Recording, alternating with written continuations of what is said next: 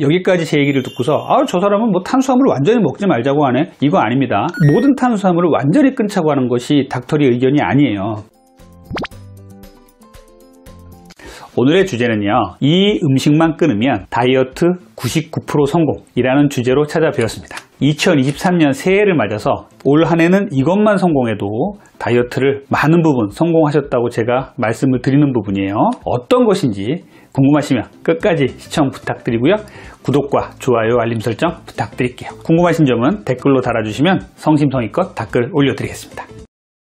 이 음식만 끊으면 99% 다이어트 성공이라고 한 이 음식은 무엇일까요? 바로 정제 탄수화물입니다.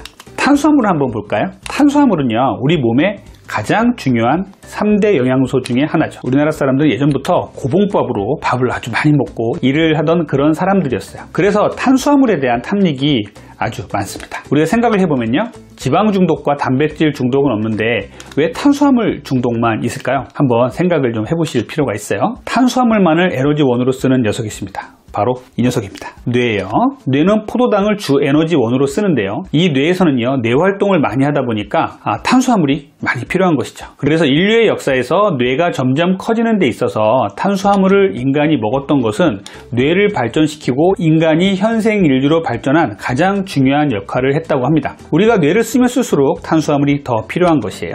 어느 정도 탄수화물을 먹으면 되는데요, 먹다 보면 점점 더 많이 먹게 되고 끊으면 더 먹고 싶어지고, 이것이 결국은 생각해보면요, 알코올 중독된 사람이 술을 끊었을 때, 담배라든지 마약에 중독된 사람이 그것을 못하게 했을 때 나타나는 금단 증상과 너무나 흡사합니다. 실제로 외국에서 펫CT라는 뇌 촬영을 해서요, 코카인에 중독된 사람들의 뇌와 탄수화물에 중독된 사람들의 뇌를 비교해 봤더니 똑같은 부위에서 활성화되는 것을 발견했어요. 그만큼 탄수화물 중독이 약하다고 할 수가 없는 것이죠. 우리 비만 클리닉에서 많이 보는 현상인데요, 당류를 정말 많이 드시다가 저희 비만 클리닉에 오셔가지고 당의 용량을 제가 줄여라 말씀드려서 확 줄이시는 분들이 계신데요, 며칠 뒤에 전화가 오시는 분들이 계십니다. 전화가 와서 무슨 말씀 하시냐면요, 탄수화물을 줄였더니 머리가 아파요, 식은땀이 나요, 쓰러질 것 같아요, 이렇게 말을 합니다. 약의 부작용도 아니고요, 음식을 줄였는데 왜 이런 증상이 생길까요? 거꾸로 생각을 해보면요, 이것이 바로 탄수화물 금단 증상으로 생긴 증상입니다. 중독이 되신 분들, 탄수화물을 끊어나가는 것이 우리 몸이 너무나 힘들게 반응하는 분들이 계세요.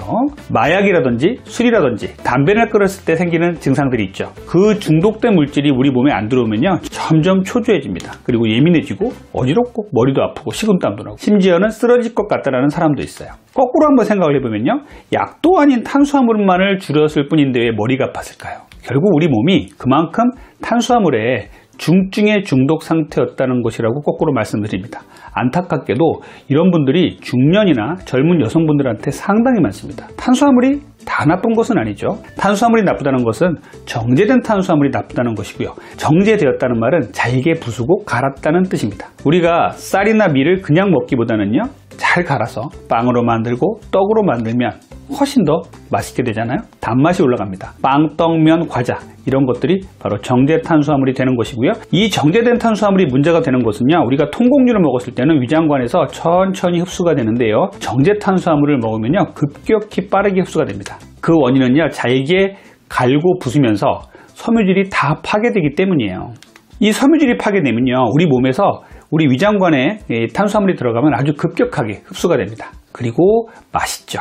아주 많이 당깁니다. 고봉밥으로 보리밥과 야채를 먹으신 분들보다 점심에 나가서 조각 케이크 한 조각에 캐러멜 마키아토 하나를 드시는 그런 분들이 혈당이 훨씬 많이 올라가요. 혈당 수준이 너무나 많이 올라가기 때문에 아주 놀라실 거예요. 이러한 탄수화물 중독에 빠지신 분들은요, 점심시간이 되면 또 그 음식이 생각납니다. 오늘 점심에 또 나가서 캐러멜 마키아토랑 케이크 먹어야지, 이런 생각을 하게 되는 것이죠. 이것이 반복되면 결국은 탄수화물 중독이 되는 것이고요, 탄수화물 중독이 되신 분들은요, 탄수화물을 끊어내는 게 정말로 마약 중독자들 치료하듯이 힘들어요. 식사 후에도 단맛이 나는 디저트는 되도록이면 피하시는 게 좋겠고요. 그리고 제일 나쁜 것은요, 과당 주스에다가 시럽을 넣고요, 아메리카노를 시켜놓고 시럽을 짜는 것들, 이런 습관들이 제일 안 좋습니다. 입에서 단맛이 나는 음식들은요, 슬프지만 대부분 탄수화물 중독을 오게 하는 문제를 일으킵니다. 비만의 원인이 되는 것이죠. 탄수화물은요, 정말 우리 도처에 널려 있어요. 왜냐하면 현대인들은요, 탄수화물 중독에 빠져 있기 때문에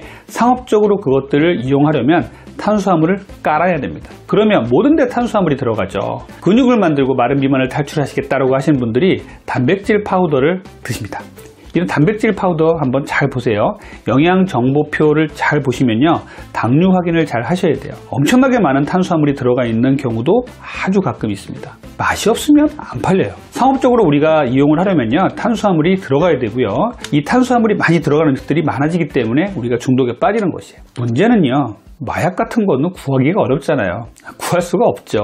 그런데 탄수화물은요, 도처에 깔려 있단 말이에요. 알코올 중독자들이요, 맘만 먹으면 편의점에 가서 술을 먹는 거하고 똑같은 거예요. 그냥 먹으면 그냥 떡볶이, 초콜릿 이런 거 다 먹을 수가 있기 때문에 우리가 탄수화물 중독에서 빠져나오기가 너무너무 힘듭니다. 내가 정말 탄수화물을 먹지 말아야지 하는데 도처에 깔려 있고 내 눈에 보이니까 정말 이거를 끊기가 너무너무 어려운 거예요. 정말 제 앞에서는요, 본인은 탄수화물 중독에서 헤어나오고 싶은데 너무 힘들어서 우는 분도 계세요. 이토록 우리의 환경은요, 이 탄수화물 중독에서 헤어나오고자 하는 우리의 의지를 너무 쉽게 꺾어버립니다. 주변에 너무 많은 탄수화물들이 있기 때문이죠. 이전에 나쁜 탄수화물을 10을 먹었다면요, 조금 덜 나쁜 탄수화물로 점점 줄여나가자, 이렇게 얘기를 하는 거예요. 최고로 나쁜 탄수화물은요, 사이다, 콜라, 주스에 시럽을 탄 것들, 이러한 액상 과당이에요.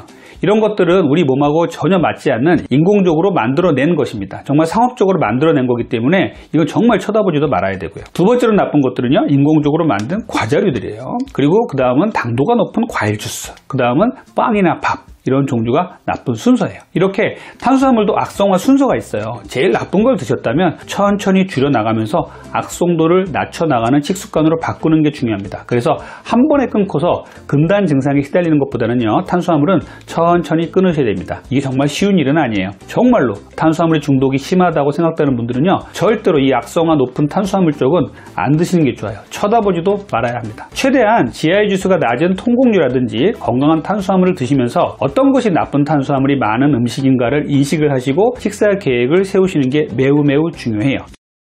여기까지 제 얘기를 듣고서 저 사람은 뭐 탄수화물을 완전히 먹지 말자고 하네, 이거 아닙니다. 모든 탄수화물을 완전히 끊자고 하는 것이 닥터리 의견이 아니에요. 안 먹을 수 없어요. 탄수화물은요, 탄수화물은 3대 영양소 중에 하나입니다. 뇌에서 탄수화물이 없어지면요, 뇌가 축 처져요. 탄수화물이 떨어지면요, 어떤 이상이 생기냐면요, 무기력하고 머리도 안 돌아가고 능률이 떨어집니다. 탄수화물 자체를 극단적으로 줄이는 다이어트를 말하는 것이 아니고요, 정제된 탄수화물 줄이고 통곡류라든지 정제되지 않은 탄수화물 위주로, 건강한 탄수화물 위주로 드셔야 된다고 제가 말씀을 드리는 것이에요. 그러면 탄수화물을 어떻게 먹을 것인가 다시 한번 얘기를 해보죠. 통곡류가 중요합니다. 흰쌀밥 대신에 현미밥, 잡곡밥이 좋고요. 흰빵 대신에 호밀빵, 통밀빵이 좋고요. 통오트밀도 좋아요.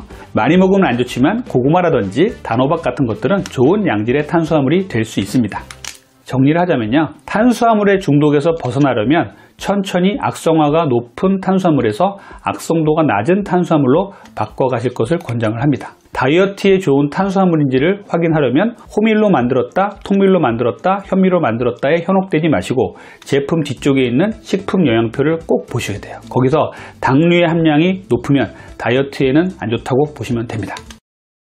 자, 오늘은 여러분들과 함께 2023년 새해를 맞으면서 이 음식을 끊으면 다이어트를 성공한다 라는 주제로 말씀을 드렸어요. 실제로 정제된 탄수화물만 잘 끊어낸다면 다이어트 그렇게 어려운 것이 아닙니다. 그런데 쉬운 일도 아니죠. 저는 정말로 저희 비만 클리닉을 찾는 환자분들께 정제된 탄수화물을 완전히 끊고 몸에 좋은 탄수화물로 바꿨다면 99% 다이어트는 성공했다고 정말 말씀을 드립니다. 여러분들 새해에는요, 몸에 좋은 탄수화물들을 많이 드시고 건강도 지키고 몸도 날씬해지는 좋은 습관을 가지시길 바라겠습니다. 지금까지 여러분들의 건강한 다이어트를 항상 응원하는 다이어트 멘토 닥터리 원장 이진복이었습니다. 감사합니다.